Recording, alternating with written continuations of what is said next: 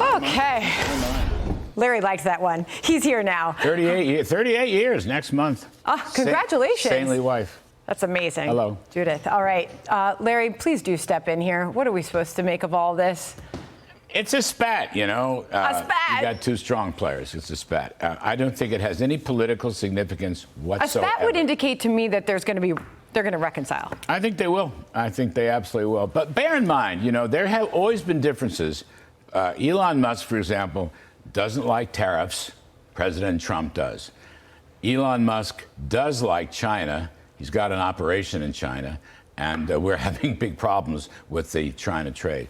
And Elon Musk also is a hawk on immigration, a hawk meaning he wants more H-1B visas. That was something that he disagreed with the president. The other thing was he was kind of wearing thin because don't forget, and I'm trying to stay on substance here. I don't want to do the personal stuff at all. He's up to about $180 billion on his website, right? That's what the savings is from waste, fraud, and abuse. Okay, that's a great number. And he's done a great service to this country for that. And if he wants more, everyone would agree with that, every sensible person. But he did say, you know, in 60 or 90 or 100 days, he'd have $500 billion. Remember that? Actually, if you go back, he talked about $1 trillion. So the numbers are falling short. He was kind of wearing thin with White House staff. Sounds like you're on side Trump here in this. Oh, I think I think Mr. Trump played his cards brilliantly.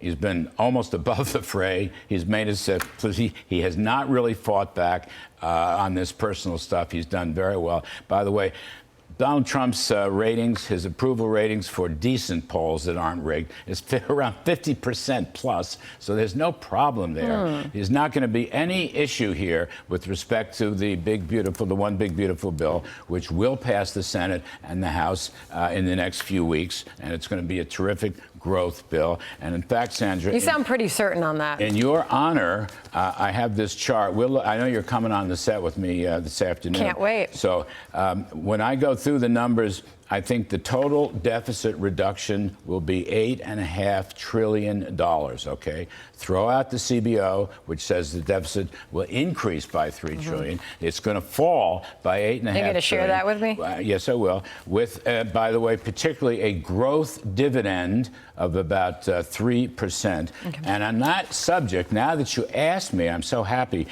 The numbers this morning on the jobs report, I mean, I'm sorry, liberal left media, there is no recession. No recession. That's in this jobs report. And they won't relent. They want to pin a recession on Trump that doesn't exist. What is happening, government jobs are falling. Federal jobs in the government were off 22,000. Private sector jobs are running 140,000, beating the 12-month average of 122,000. Private jobs are rising, government jobs are falling. And get this, there's a way to calculate wages through an income proxy. Basically, middle class, blue collar, production oriented, manufacturing oriented, their income is rising at 4.2% over the last 12 months. That's twice the inflation rate, which means there's plenty of juice in consumer demand and spending, aka no recession, inflation coming down. The bill hasn't been passed yet, but when it does pass, and there's a business boom going on. I'm just saying, look at the job numbers, no recession. I'm sorry, left-wing media. I hear that. This was an interesting. So let's say, okay, you're predicting the bill passes, the big beautiful bill passes, that they're going to reconcile after this spat, Trump and Musk. At some point, House Minority Leader Hakeem Jeffries weighed in on whether Democrats, if it goes the opposite direction that you're predicting, would embrace Musk after this split. Watch this. To the extent that there are former members of the Trump administration, as has been the case now for years, that actually have a greater degree of clarity about the downsides of Trumpism in the United States of America, we welcome continued conversations with those former members. I think that was a word salad to say, we'll start driving Teslas again. What a lot of crap that is. I mean, they've been throwing Molotov cocktails at his cars and calling him a Nazi for 6 months. So now they want to align with him. Here's a problem for the Democrats with all their hypocrisy. Elon wants lower spending throughout the government. Show me a single Democrat who is for lower spending. This is what this whole bill argument is about. I mean, yeah, there's tax cuts. But Elon wants to cut waste, fraud, and abuse. Elon's the guy who rang the bell on Medicaid and Social Security, people 150 years old getting Social Security checks, okay? People not working, getting food stamps and welfare. The Democrats are opposed to every single part. Elon wants a bigger budget cut. Show me a Democrat that wants a bigger budget cut. So show me a Democrat that had a plan over the last 4 years under the last administration. You and I have talked about that ad nauseum. You could say the last 30 years since Bill Clinton and Newt Gingrich cut welfare. But here's the point I'm going to make. All right. Trump is riding high. The economy's coming in fine. Inflation is down. The stock market has come back. May was the best since 1990, I think. The S&P is almost at 6,000, Sandra. But wait. If I'm Wall Street, though, and I'm saying, okay, you're painting this picture of strong employment. Right. Okay. Decent employment. Inflation coming down. Yes. Okay. Yes. There's no interest rates cuts in the future coming then. It's okay, you know. That's okay. At some point, as the year goes on, if the inflation trends continue to ease down, and I believe they will, supply-side tax cuts, supply-side economic growth will help lower inflation.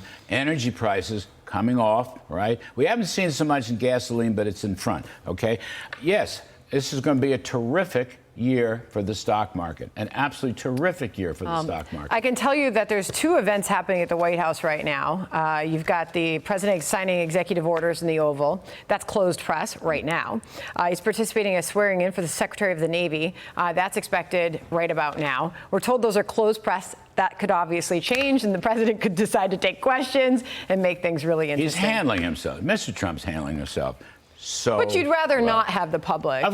Look, I agree. I'm sorry this happened. You know, I interviewed Elon, long interview, months ago. I remember. I congratulate him for focusing on the bloated federal government. Yep. All right? And he did. And I continue to believe he may be the smartest guy on the planet. The guy's a genius. And I want him working on the right side of the issues. But you know what? These things happen, and then they unhappen. I will see you at 4 o'clock, sir. Yeah. Did you memorize this deficit thing? I did. I'm going to screenshot that, so I'm prepared for my... I'll give you another pass at it. My segment with you. I'll give you one more pass at it. I'm looking to Friday evening with you. Thanks, Larry. All right. Pleasure. Hey, it's Will Cain. Click here to subscribe to the Fox News channel on YouTube. It's the best way to get our latest interviews and highlights. And click to subscribe to the Will Cain podcast for full episodes right now.